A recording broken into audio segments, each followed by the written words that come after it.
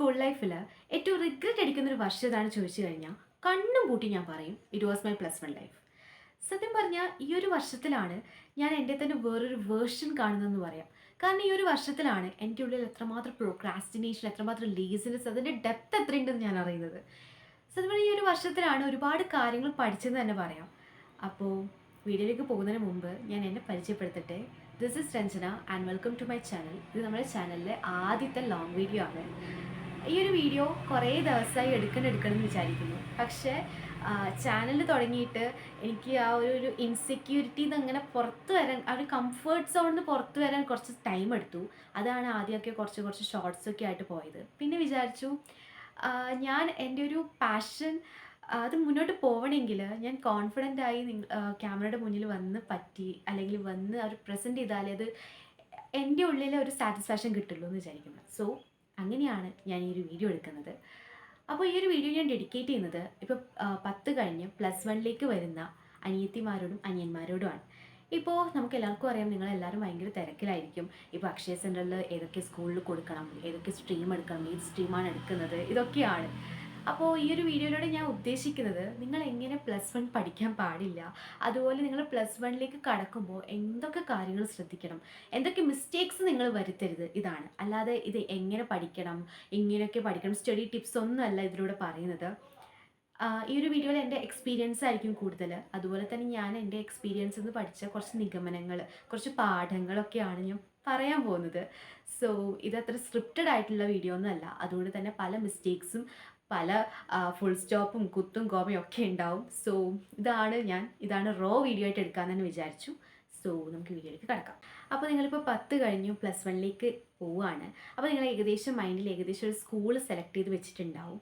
അപ്പോൾ ആ ഒരു സ്കൂള് നിങ്ങൾ ഈ ഒരു ഞാനിപ്പോൾ പറയുന്ന കാര്യങ്ങളൊക്കെ ഒത്തുപോകുന്നുണ്ടോ എന്നൊന്ന് ശ്രദ്ധിക്കുക കേട്ടോ. ഫസ്റ്റ് ടൈമാണ്. നിങ്ങളുടെ +1 +2ൽ ഏറ്റവും ഇമ്പോർട്ടൻ്റ് ആയിട്ടുള്ളൊരു ടൈമാണ്. കാരണം ടൈം എത്ര പെട്ടെന്ന് ഈ പോകുന്നതെന്ന് നമുക്ക് മനസ്സിലാവില്ല. കണ്ണ് തുറക്കുമ്പോഴേക്ക് നിങ്ങളുടെ +1 തരും. അപ്പോൾ ഞാൻ ഈ സ്കൂളുമായിട്ട് കണക്ട് ചെയ്യാൻ പറഞ്ഞത് എന്താണെന്ന് വെച്ചാൽ, നിങ്ങളൊരു സ്കൂൾ തിരഞ്ഞെടുക്കുമ്പോൾ ടൈം ഈസ് വെരി ഇമ്പോർട്ടൻറ്റ്. ഇപ്പോൾ ക്ലാസ് കഴിഞ്ഞിട്ട് എത്രയും പെട്ടെന്ന് വീട്ടിലേക്ക് എത്താൻ പറ്റുമോ അത്രയും പെട്ടെന്ന് എത്തുക.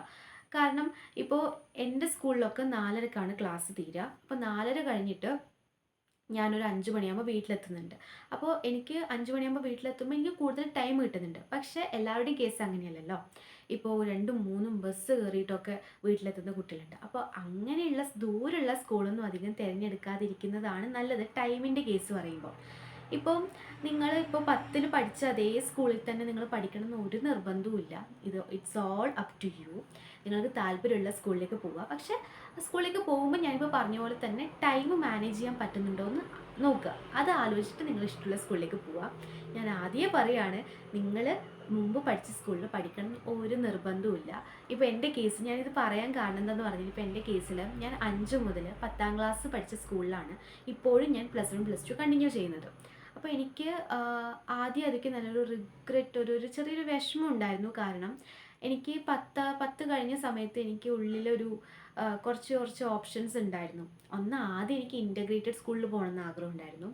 പിന്നെ എനിക്ക് ഹോം സിക്നെസ് ഒക്കെ കൂടുതലുള്ളതുകൊണ്ട് ഞാൻ അത് വേണ്ടാന്ന് വെച്ചു. പിന്നെ ഞാൻ മനസ്സിൽ അത്രയും തീരുമാനിച്ചുറപ്പിച്ചൊരു കാര്യമാണ്, എനിക്ക് വേറെ സ്കൂളിൽ പോകണം. കാരണം വേറെ ഒന്നും കൊണ്ടല്ല, എനിക്ക് പുതിയൊരു അറ്റ്മോസ്ഫിയർ വേണമെന്നുള്ളതുണ്ടായിരുന്നു. ഈ 5-6 കൊല്ലം ഒരേ സ്കൂളിൽ പഠിച്ചു. എനിക്ക് പുതിയൊരു സ്കൂൾ അറ്റ്മോസ്ഫിയർ വേണം എന്നുള്ളതൊക്കെ ഭയങ്കര ഇമ്പോർട്ടൻ്റ്, ഒരു മനസ്സിലൊരു ഇമ്പോർട്ടൻ്റ് ആയിട്ട് എനിക്ക് തോന്നിയിട്ടുണ്ടായിരുന്നു. പക്ഷേ ആ ഒരു സമയത്ത് എൻ്റെ പാരൻസ് പറഞ്ഞത് ഇതായിരുന്നു, ടൈം മാനേജ്മെൻറ്റ്. ഇപ്പോൾ എൻ്റെ വീട്ടിന് അത്രയും തൊട്ടടുത്തുള്ള സ്കൂളിലാണ് ഞാൻ പോകുന്നത്. സോ അതുകൊണ്ട് തന്നെ എനിക്ക് ഒരുപാട് ടൈം കിട്ടിയിട്ടുണ്ട്. പക്ഷേ ഞാൻ പറയുന്നത്, നിങ്ങൾക്ക് ഏറ്റവും താല്പര്യമുള്ള സ്കൂളിൽ ടൈമൊക്കെ മാനേജ് ചെയ്യാൻ പറ്റുന്ന ഏറ്റവും താല്പര്യമുള്ള സ്കൂളിലേക്ക് പോവുക. പിന്നെ സ്കൂളിൽ എൻ്റെ കേസിൽ എനിക്ക് സ്കൂൾ പിന്നെ ഓക്കെ ആയി വന്നു. പക്ഷെ എന്നാലും എനിക്ക് ഇപ്പോഴും ചെറിയൊരു വിഷമമുണ്ട്. എന്നാലും വേറൊരു സ്കൂളിൽ പോകുമായിരുന്നു, പുതിയൊരു അറ്റ്മോസ്ഫിയറൊക്കെ കിട്ടുമായിരുന്നല്ലോ എന്ന്. But it's okay. അപ്പോൾ പിന്നെ സ്ട്രീം എടുക്കുന്ന കാര്യം, നിങ്ങൾക്ക് താല്പര്യമുള്ള സ്ട്രീം എടുക്കുക. നിങ്ങളിപ്പോൾ റിലേറ്റീവ്സ് ആവട്ടെ, പുറത്തുനിന്ന് ഫാമിലി ഫ്രണ്ട്സ് ആവട്ടെ, ഒക്കെ ഇങ്ങനെ സജസ്റ്റ് ചെയ്യും, എടാ ബയോ സയൻസ് നല്ലതാണ്, എടാ കമ്പ്യൂട്ടർ സയൻസ് നല്ലതാണ്, കൊമേഴ്സ്, ഹ്യൂമാനിറ്റീസ്, ഹോം സയൻസ്, അങ്ങനെ ഒരുപാട് ഓപ്ഷൻസ് ഉണ്ട്. പക്ഷെ നിങ്ങൾക്ക് താല്പര്യമുള്ള സ്ട്രീം എടുക്കുക. ഇപ്പോൾ നിങ്ങളുടെ പാരൻസ് ഒരുപാട് ഇങ്ങനെ സജഷൻസ് തരുന്നുണ്ടാവും. നിങ്ങൾ പാരൻസ് പറയുന്നത് ആദ്യം ഒന്ന് കേൾക്കുക. എന്നിട്ട് നിങ്ങൾ സ്വയം ഒന്ന് അനലൈസ് ചെയ്യുക. ഓക്കെ, ഇത് ചെയ്താൽ ശരിയാവോ, ഇതെടുത്താൽ ശരിയാവോ, അങ്ങനെ നിങ്ങൾ തന്നെ മനസ്സിരുത്തിയിട്ട് നിങ്ങൾ തന്നെ ചിന്തിക്കുക, നിങ്ങൾ തന്നെ തീരുമാനിക്കുക ഏത് സ്ട്രീം എടുക്കണമെന്ന്. ഇപ്പോൾ എൻ്റെ കേസ് പറയുകയാണെങ്കിൽ എനിക്ക് 9th വരെ എനിക്ക് ഹ്യൂമാനിറ്റീസ് എടുക്കണമെന്ന് ഭയങ്കര ഇഷ്ടമായിരുന്നു. കാരണം എനിക്ക് ഐ ലവ് ഹിസ്റ്ററി. എനിക്ക് ഹിസ്റ്ററി ഭയങ്കര ഇഷ്ടമാണ് പഠിക്കാൻ. പക്ഷേ 10th വരുമ്പോൾ എനിക്ക് ഒരു ചെറിയൊരു ആഗ്രഹം, എനിക്ക് നീറ്റ് എഴുതണം, എനിക്ക് മെഡിക്കൽ സ്റ്റുഡൻ്റ് ആവണം എന്നുള്ളൊരു ആഗ്രഹം ഉണ്ടായിരുന്നു. സോ അതിൻ്റെ ഒരു ഇതിലാണ് ഞാൻ എന്തെടുത്തത്, ബയോ സയൻസ് എടുത്തത്. അപ്പോൾ ഇപ്പോൾ പിന്നെ പിന്നെ +1 ആദ്യത്തെ സമയത്തൊക്കെ എനിക്കിങ്ങനെ തോന്നാൻ തുടങ്ങി, ഹ്യൂമാനിറ്റീസ് തന്നെ എടുത്താൽ മതിയായിരുന്നു, എനിക്കെന്നാൽ ഒന്നുമില്ലെങ്കിൽ ഹോം സയൻസ് ഒന്ന് എടുത്താൽ മതിയായിരുന്നു എന്നുള്ളൊരു തോന്നൽ വരാൻ തുടങ്ങി. അപ്പോൾ അങ്ങനെ എൻ്റെ മൈൻഡ് അങ്ങനെ സ്വിച്ചായി വരാൻ തുടങ്ങി. സോ അപ്പോൾ ഇപ്പം ഞാൻ ഹാപ്പിയാണ് ബയോ സയൻസിൽ. അപ്പോൾ അങ്ങനെ ഉള്ള തോന്നൽ +1 വരാൻ പാടില്ല. വന്നാൽ തന്നെ നിങ്ങളുടെ ആ ഒരു പഠനത്തെ അത് ബാധിക്കാൻ സാധ്യതയുണ്ട്. സോ നിങ്ങൾ ആദ്യം തന്നെ റിസർച്ച് ചെയ്യുക, സ്വന്തമായിട്ട് നിങ്ങളുടെ സ്വന്തം ഇഷ്ടപ്രകാരം നോക്കുക. പിന്നെ ഫാമിലിയുടെ സജഷൻ പൂർണ്ണമായിട്ട് ഒഴിവാക്കരുത്. അതൊന്ന് റെസ്പെക്റ്റ്ഫുള്ളി അത് സ്വീകരിച്ചിട്ട് ജസ്റ്റ് നിങ്ങൾ തന്നെ സ്വയം അനലൈസ് ചെയ്യാനായിട്ട് നിങ്ങൾ തന്നെ തീരുമാനിക്കുക. അതിനുശേഷം ഞാൻ എൻ്റെ എക്സ്പീരിയൻസിൽ നിന്ന് പഠിച്ച ഏറ്റവും ആദ്യത്തെ കാര്യം പറയാണ്, റിയാലിറ്റി ആക്സെപ്റ്റ് ചെയ്യുക. അതായത് now you are no more a 10th standard student, you are a higher secondary student. അതായത് നിങ്ങൾ 11th എത്തി എന്ന് പറയുന്ന ഒരു സിമ്പിളായിട്ടുള്ളൊരു കാര്യമാണ്. അത് നിങ്ങളങ്ങ് മനസ്സിൽ ഉറപ്പിക്കുക. ഇത് ഞാൻ പറയാൻ കാരണം എന്താണെന്നറിയോ, ഒരു വണ്ടി പോയില്ല. അപ്പോൾ എൻ്റെ കാര്യം പറയുകയാണെങ്കിൽ ഞാൻ 10th ബോർഡ് എക്സാം ഒക്കെ അങ്ങനെ പഠിച്ച് അങ്ങനെ എഴുതി റിസൾട്ടൊക്കെ വന്ന് അങ്ങനെ ഞാൻ 11th കടക്കുന്നത് ആ ഒരു വെക്കേഷൻ മോഡിലൂടെ തന്നെയായിരുന്നു. അതായത് ഞാനൊരു ഓഫ്ലൈൻ ട്യൂഷനൊന്നും പോയിട്ടുണ്ടായിരുന്നില്ല. അപ്പോൾ എനിക്ക് ആ ഒരു 11th ആ ഒരു സീരിയസ്നെസ് എനിക്ക് കിട്ടിയിട്ടുണ്ടായിരുന്നില്ല. എനിക്ക് ആ ഒരു സീരിയസ്നെസ് വന്നത് ജോക്കായിട്ട് പറയുകയല്ല, സിൻസിയറായിട്ട് പറയുകയാണ്. ആ ഒരു വിഷമത്തോടെ ഞാൻ പറയുകയാണ്. എനിക്ക് ആ ഒരു റിയാലിറ്റി കിട്ടിയത് എൻ്റെ 11th ബോർഡ് എക്സാം കഴിയുന്ന സമയത്തായിരുന്നു. അത്രയും സമയം എനിക്കൊരു സീരിയസ്നെസ് ഉണ്ടായിരുന്നില്ല. അതായത് ഞാൻ ആ റിയാലിറ്റി ആക്സെപ്റ്റ് ചെയ്തിട്ടുണ്ടായിരുന്നില്ല. അപ്പോൾ ഒരു സമയം ഒരു 11th പകുതിയാവുമ്പോൾ ഞാൻ എന്നെ തന്നെ ഇത് 11th പഠിക്കണം തോന്നുമ്പോൾ എൻ്റെ മൈൻഡ് എനിക്ക് കൺട്രോൾ ചെയ്യാൻ പറ്റുന്നുണ്ടായിരുന്നില്ല. ലൈക്ക് ഞാനിപ്പോഴും ആ ഒരു വെക്കേഷൻ മോഡിലാണ്, ഭയങ്കര ചില്ലാണ്, ഒന്നും പഠിക്കുന്നില്ല. ആ ഒരു വെക്കേഷൻ മോഡിൽ തന്നെ ആയിരുന്നു ഞാൻ. അപ്പോൾ the most important thing that reality accept ചെയ്യാം. നിങ്ങളിപ്പോൾ 11th 10th അല്ല. ഇപ്പോൾ ഞാനിത് പറഞ്ഞു തരേണ്ട ആവശ്യമുണ്ടെന്ന് എനിക്ക് തോന്നുന്നില്ല. കാരണം ഇപ്പോൾ നിങ്ങളുടെ ബോർഡ് എക്സാം തന്നെ കുറച്ചും കൂടി ടഫായിരുന്നു. അതുപോലെ തന്നെ നിങ്ങൾക്ക് 11th കുറച്ച് ബേസിക് ആയിട്ടുള്ള കാര്യങ്ങളൊക്കെ നിങ്ങൾക്ക് 10th വരുന്നുണ്ട്. ഇപ്പോൾ അസിമുത്തൽ, ക്വാണ്ടം നമ്പേഴ്സൊക്കെ നിങ്ങൾക്ക് വരുന്നുണ്ടെന്ന് തോന്നുന്നു. അപ്പോൾ അതുകൊണ്ട് തന്നെ നിങ്ങൾക്ക് ഏകദേശം ആ ഒരു ബോധമുണ്ട്. ഓക്കെ, സിലബസൊക്കെ കുറച്ച് ടഫായിട്ട് വരികയാണ്, ക്വസ്റ്റ്യൻസിൻ്റെ പാറ്റേൺസൊക്കെ മാറുകയാണ്, അപ്പോൾ കുറച്ചും കൂടി സീരിയസ് ആവണം. അപ്പോൾ അങ്ങനെ കുറേ ബോധമുള്ള കുട്ടികളുടെ മുന്നിലാണ് ഞാനിങ്ങനെ പറയുന്നത്, എനിക്കറിയാം. പക്ഷേ എനിക്ക് ഇതൊന്നും പറഞ്ഞു തരാൻ ആരും ഉണ്ടായിരുന്നില്ല. അതായത് അനുഭവത്തിൽ നിന്നാണ് ഞാൻ പഠിച്ചത്. ഓക്കെ, സോ ആദ്യത്തെ കാര്യം ഇതാണ്, റിയാലിറ്റി ആക്സെപ്റ്റ് ചെയ്യുക. രണ്ടാമത്തെ കാര്യം എന്താണെന്ന് പറഞ്ഞാൽ കൺസിസ്റ്റൻസി. ഇത് ഞാൻ പറയാൻ കാരണം എന്താണെന്ന് വെച്ചാൽ, എൻ്റെ ഒരു കേസിൽ ഞാൻ അന്നന്ന് പഠിക്കുന്ന സ്റ്റുഡൻ്റ് അല്ല. ഞാൻ എക്സാമിൻ്റെ തലേന്ന് അങ്ങനെ ഒന്ന് ഓടിച്ച്, പക്ഷേ ക്ലാസ്സിൽ ഞാൻ ഭയങ്കര എനിക്ക് അറ്റൻറ്റീവായിട്ട് ഇരിക്കാൻ ഭയങ്കര ഇഷ്ടമുള്ളൊരു കുട്ടിയാണ്. ക്ലാസ് ശ്രദ്ധിക്കാൻ എനിക്ക് ഭയങ്കര ഇഷ്ടമാണ്. പക്ഷേ 11th ഞാൻ അങ്ങനെയല്ല എന്ന് ഞാൻ തന്നെ തെളിയിച്ചു, ഞാൻ പഠിച്ചു. ഓക്കെ, 10th വരെ ഞാൻ ഭയങ്കര അറ്റൻറ്റീവാണ്, എനിക്ക് ക്ലാസ് ശ്രദ്ധിക്കാൻ ഭയങ്കര ഇഷ്ടമാണ്. അതായത് ക്ലാസ്സിൽ മൈന്യൂട്ടായിട്ടുള്ള എക്സ്ട്രാ പറയുന്ന കാര്യങ്ങൾ കൂടി ഞാൻ ടെക്സ്റ്റിൽ ഇങ്ങനെ കുറിച്ച് വെക്കും, നോട്ടിൽ ഇങ്ങനെ കുറിച്ച് വെക്കും, അതായത് ലെക്ചർ നോട്ടൊക്കെ തയ്യാറാക്കും. പക്ഷേ 11th ഞാൻ പറഞ്ഞല്ലോ, ഞാൻ ഇൻട്രോയിൽ പറഞ്ഞു, ഞാൻ എൻ്റെ വേറെ തന്നെ വേർഷൻ കണ്ടു എന്ന്. എനിക്കൊരു സീരിയസ്നെസ്സിൽ, അതായത് ഞാനല്ല അവിടെ, എനിക്ക് എന്താ പറ്റുന്നതെന്ന് എനിക്ക് മനസ്സിലാവുന്നില്ല, ക്ലാസ്സിൽ ശ്രദ്ധിക്കുന്നില്ല, ക്ലാസ് മനസ്സിലാവുന്നില്ല. മോർ ഓവർ ഇപ്പോൾ എൻ്റെ കേസ് പറയുകയാണെങ്കിൽ ഞാൻ 10th വരെ മലയാളം മീഡിയം സ്റ്റുഡൻ്റ് ആയിരുന്നു. അപ്പോൾ അതിൽ നിന്ന് നേരിട്ട് ഇംഗ്ലീഷ് മീഡിയം, NCERT ഒക്കെ കാണുമ്പോൾ ഞാൻ ഭയങ്കരമായിട്ട് പേടിച്ചിരുന്നു. എൻ്റെ മൈൻഡ് ചെറിയൊരു പേടി ഉണ്ടായിരുന്നു. എങ്കിലും എൻ്റെ പ്രോക്രാസ്റ്റിനേഷൻ, ലേസിനെസ്, ആ ഒരു സീരിയസ്നെസ്സിനൊക്കെ വിഴുങ്ങി. അപ്പോൾ അങ്ങനെ ഞാൻ ക്ലാസ്സിലോട്ട് അറ്റൻറ്റീവ് അല്ല, ഞാൻ ഭയങ്കര ചിൽ മൂഡ്, ഭയങ്കര എന്താ പറയുക, എൻജോയ് ചെയ്യുക, ഒരു വർഷം കൂടി ഉണ്ടല്ലോ എന്നെല്ലാം വിചാരിച്ചിട്ട് ഉഴപ്പാൻ തുടങ്ങി. സീരിയസ് ആയിട്ട് ഞാൻ ഉഴപ്പാൻ തുടങ്ങി. പക്ഷെ മക്കളെ, ഞാൻ നിങ്ങളോട് പറയുകയാണ്, അങ്ങനെ ചെയ്യല്ലേ.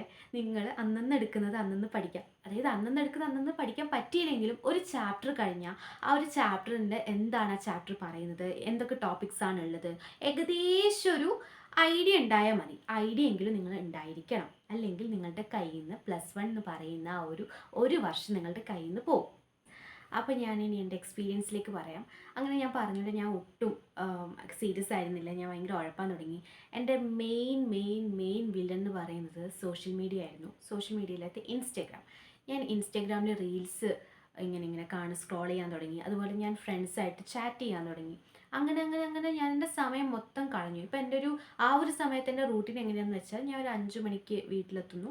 5:30ക്ക് ഞാനിങ്ങനെ എന്താ പറയുക കുളിക്കുന്നു, ചായ കുടിക്കുന്നു. ഒരു 6:30 മുതൽ ഒരു 8:30 വരെ ഞാൻ ഫോൺ നോക്കും.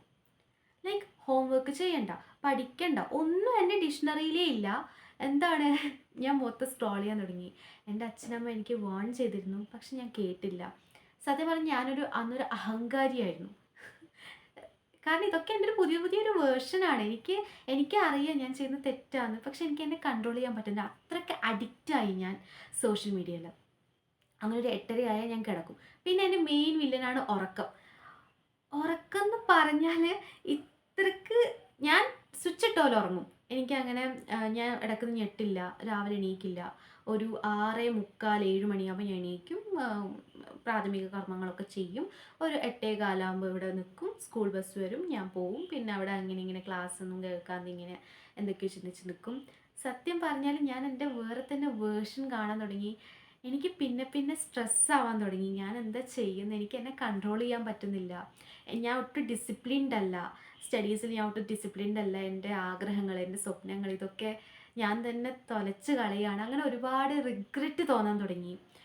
പിന്നെ ഒരു കാര്യം എന്ന് പറഞ്ഞാൽ, ഞാൻ ഇതുവരെ 10th വരെ ഞാൻ ഇതുവരെ ഒരു എക്സാമിന് കോപ്പി അടിച്ചിട്ടില്ല.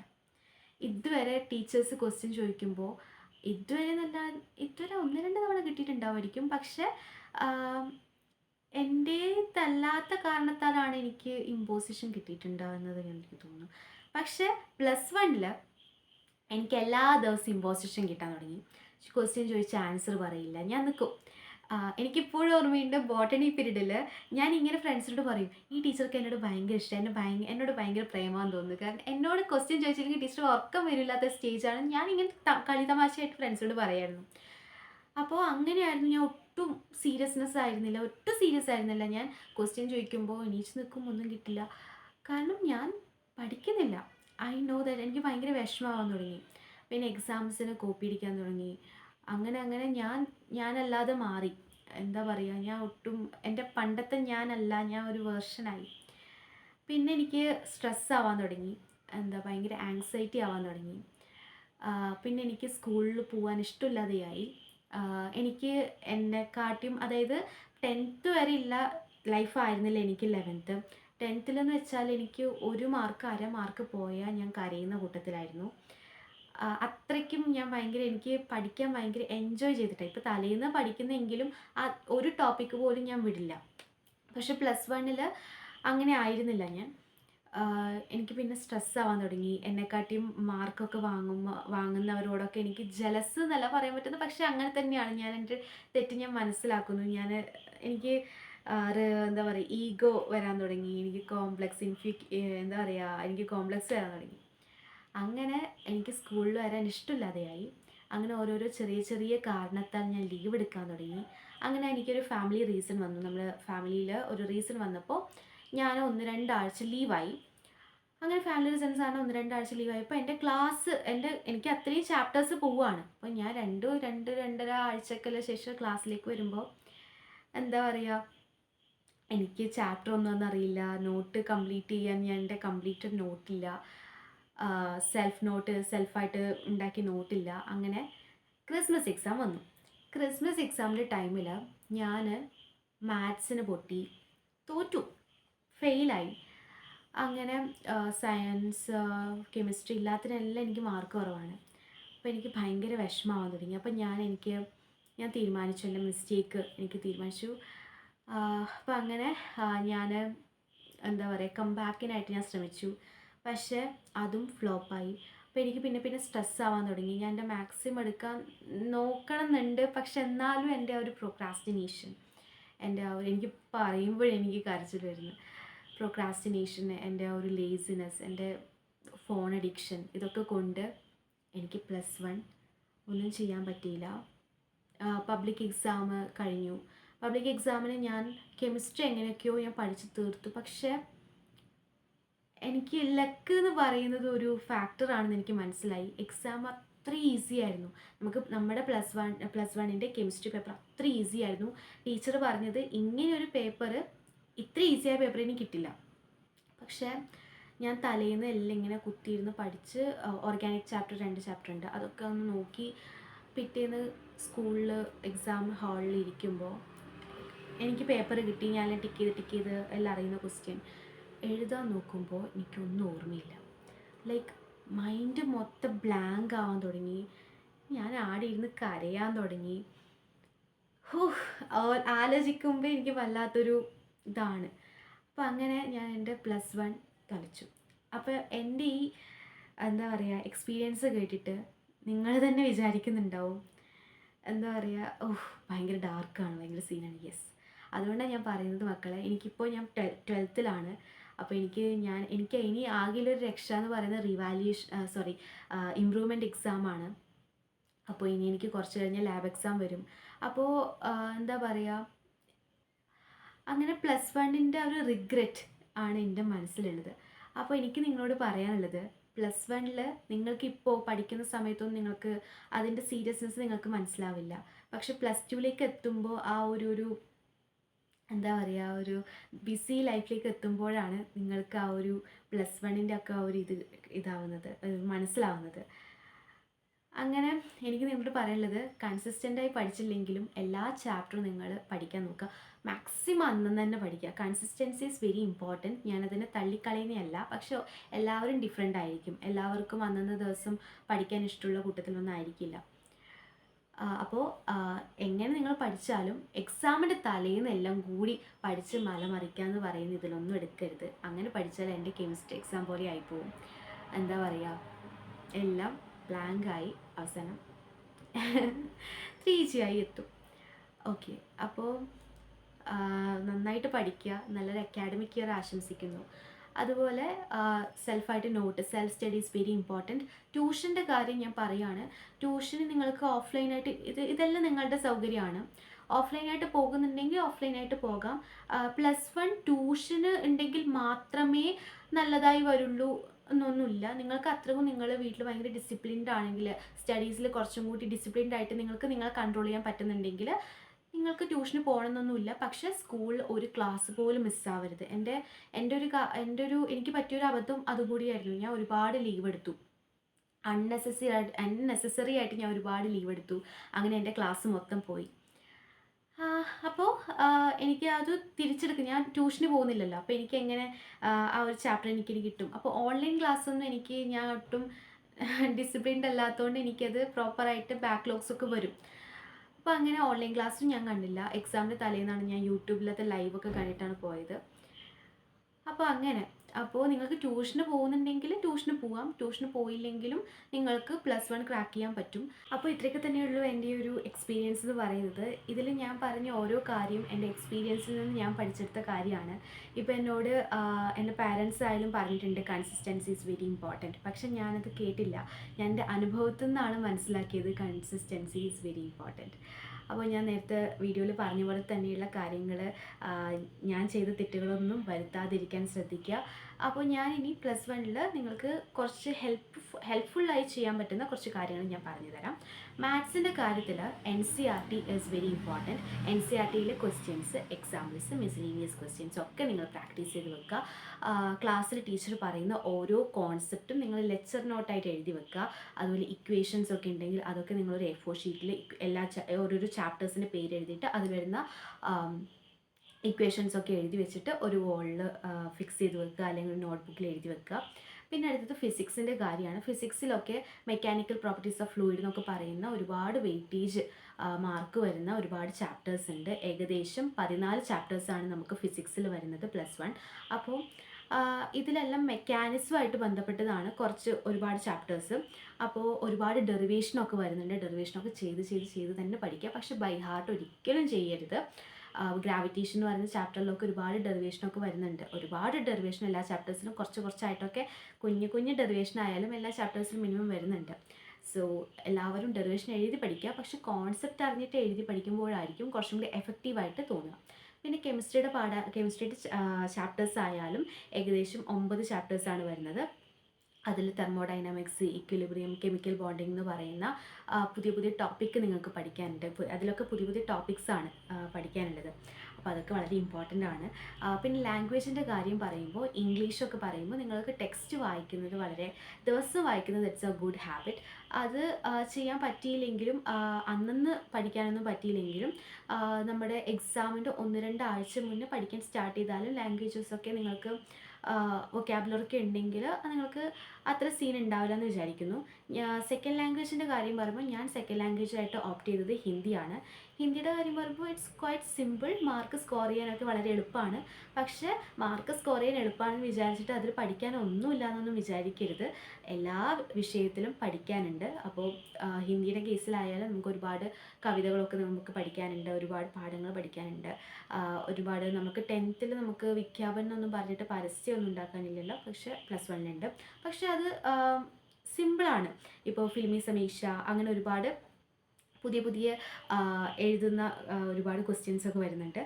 എങ്കിലും അതൊക്കെ ഭയങ്കര ഈസിയാണ്. നമുക്ക് പാഠം അറിയാമെങ്കിൽ കുറച്ച് ഹിന്ദിയിൽ നിങ്ങൾക്ക് എഴുതാനും വായിക്കാനും അതുപോലെ കുറച്ച് സെൻറ്റൻസൊക്കെ ആക്കാൻ അറിയാമെങ്കിൽ ഹിന്ദി വളരെ നല്ലൊരു ഓപ്ഷനാണ്. നമുക്കത്ര സ്ട്രെസ്സൊന്നും ഉണ്ടാവില്ല. പിന്നെ ബയോളജിയുടെ കാര്യം. ബയോളജി NCERT ടെക്സ്റ്റ് വായിക്കണം. അപ്പോൾ ഞാനിപ്പോൾ physics, chemistry NCERT text book വായിക്കാൻ അങ്ങനെ നിർബന്ധിക്കുന്നില്ല. കാരണം ബോർഡ് എക്സാമിന് അത്ര സ്ട്രിക്റ്റായിട്ട് നമുക്ക് പറയുന്നില്ല. പക്ഷേ കോമ്പറ്റേറ്റീവ് എക്സാമിന്, എൻട്രൻസ് എക്സാമിനൊക്കെ പ്രിപ്പയർ ചെയ്യുന്ന ആസ്പിരൻസൊക്കെ ഉണ്ടെങ്കിൽ നല്ലൊരു നല്ലൊരു ടിപ്പാണ് NCERT ടെക്സ്റ്റ് ബുക്ക് സയൻസ് എല്ലാ വിഷയവും വായിക്കുന്നത്. ബോർഡ് എക്സാമാണ് നിങ്ങൾ ഫോക്കസ് ചെയ്യുന്നുണ്ടെങ്കിൽ ബയോളജി എന്തായാലും വായിച്ചിരിക്കുക. സുവോളജിയിൽ ആനിമൽ കിങ്ഡം എന്ന് പറയുന്ന ചാപ്റ്റർ ഉണ്ട്. വളരെ ഇമ്പോർട്ടൻ്റ് ആണ്. അതിൽ 11 ഫൈലാസും അതിലത്തെ ഓരോരോ എക്സാമ്പിൾസ് ഉണ്ട്. അത് കൺഫ്യൂഷൻ അടിക്കാൻ വളരെ ചാൻസ് കൂടുതലുള്ളതാണ്. അപ്പോൾ അത് തുടക്കത്തിൽ 2ാമത്തെ ചാപ്റ്ററാണ് നിങ്ങൾക്ക് ആനിമൽ കിങ്ഡം വരുന്നത്. 1ാമത്തെ ചാപ്റ്റർ ലിവിങ് വേൾഡ് വളരെ ഈസിയാണ്. ടാക്സോണമി അതൊക്കെയാണ് വരുന്നത്. സോ അത് നിങ്ങൾക്ക് കുറച്ചും കൂടി സിമ്പിൾ, വേഗത്തിൽ തീർക്കാൻ പറ്റും. 2 ക്ലാസ്സോടെ തന്നെ ഏകദേശമൊക്കെ തീർക്കാൻ പറ്റുന്ന ചാപ്റ്ററാണ്. ആനിമൽ കിങ്ഡം കുറച്ച് വലിയ ചാപ്റ്ററാണ്. ഒരുപാട് കൺഫ്യൂസ് ചെയ്യിപ്പിക്കും നമ്മൾ എക്സാമ്പിൾസൊക്കെ. സോ അതൊക്കെ നിങ്ങൾ കോഡാക്കിയിട്ടൊക്കെ പഠിച്ചു വെക്കുന്നത് നല്ലതായിരിക്കും. പിന്നെ ബോട്ടണിയുടെ കാര്യമായാലും ഫോട്ടോസിന്തസിസ്, റെസ്പിറേഷൻ അങ്ങനെ ലാസ്റ്റ് കുറച്ച് വെയിറ്റേജ് കൂടി ചാപ്റ്റേഴ്സൊക്കെ വരുന്നുണ്ട്.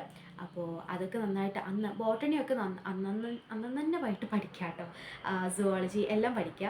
അപ്പോൾ ഇത്രയൊക്കെ തന്നെയുള്ളൂ എനിക്ക് നിങ്ങൾക്ക് പറഞ്ഞുതരാൻ പറ്റുന്നത്. സോ നല്ലൊരു അക്കാഡമിക് ഇയർ ആവട്ടെ. ഞാൻ ചെയ്ത തെറ്റുകളൊന്നും നിങ്ങൾ ആവർത്തിക്കാതിരിക്കുക.